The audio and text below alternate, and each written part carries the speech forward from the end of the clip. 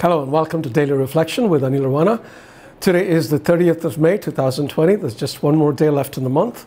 We're going to reflect on John 21:20 to 25, a very short one. Listen. Peter turned and saw the disciple whom Jesus loved following them. He was the one who had reclined next to Jesus at the supper and had said, "Lord, who is it that is going to betray you?"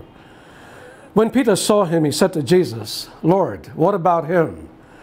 Jesus said to him, "If it is my will that he remain until I come, what is that to you? Follow me." So the rumor spread in the community that this disciple would not die. Yet Jesus did not say to him that he would not die, but if it is my will that he remain until I come, what is that to you? This is the disciple who is testifying to these things and has written them, and we know that his testimony is true. But there are also many other things that Jesus did. If every one of them were written down, I suppose that the world itself could not contain the books that would be written. The Gospel of the Lord.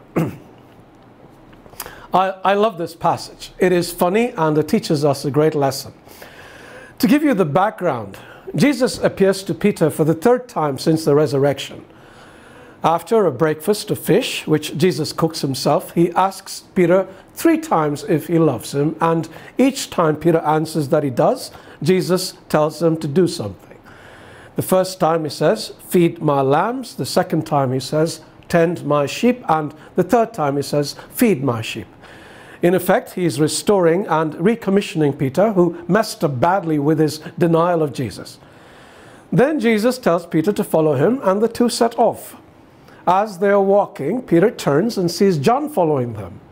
He asks Jesus what he is going to do about John. I am really surprised Jesus doesn't conk him one on the head.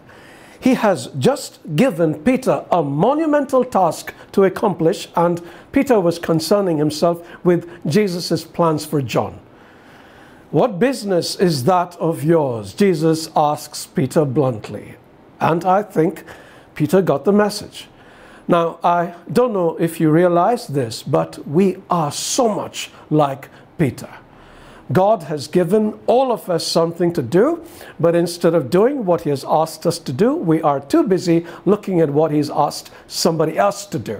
And because the grass is invariably greener on the other side, we believe the other person has been specially favored and we have been shortchanged. Oi! God doesn't shortchange anybody. Like the house owner in the parable of the talents, he's given each of us as much as he believes we can handle. If we do the job that he has given us, he will give us more to do. But if we don't, he won't. Now, I can pretty much guarantee you that we will not be able to do the job he's given us if we got our eyes on somebody else. One, because we will spend too much time looking at what they're doing instead of concentrating on what we should be doing. 2, we will waste a lot of emotional energy feeling resentful and jealous. And 3, if we aren't able to control our resentment and jealousy, we will engage in slander or worse. The word slander, by the way, derives from the Greek word diabolos, from which we get the word diabolical, which often refers to Satan. Get the point? So, let us not fix our eyes on other people or concern ourselves with God's plan for them. He's got a plan for all of us, and it might be a good idea to spend some time with him this week trying to find out what those plans are. If you want the general outline, I can point you in the right direction. It's contained in Matthew 28:18 to 20, and it says, "All authority in heaven and on earth has been given to me. Therefore, go make disciples of all nations." You go ahead and read the rest. Eyes straight ahead now. God bless you.